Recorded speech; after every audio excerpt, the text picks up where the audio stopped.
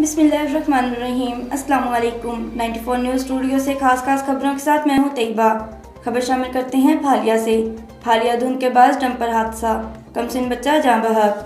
तफसीलात के मुताबिक ड्राइवर गन्ने की ट्रॉली को सड़क पर बंद करके छोड़ गया। धुंध के बायस डंपर नज़दीकी दुकान से जा टकराया। मजीद जानते हैं अंसर जावेद की इस रिपोर्ट में।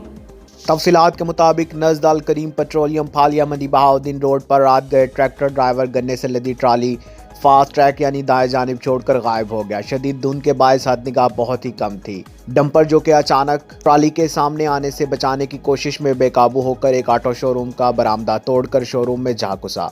अंसर जावेद की तफसीलात के मुताबिक डंपर मुकम्मल तौर पर तबाह हो गया, जबकि राहगीर बच्चा जो कि एक ट्राली से गन्ने निकाल रहा था हादसे की जद में आकर जा बहक हो गया। ड्राइवर को शदीद जख्मी हालत में अस्पताल मुंतकिल कर दिया गया है। अब तक के लिए इतना ही। मज़ीद देखते रहिए 94 न्यूज़।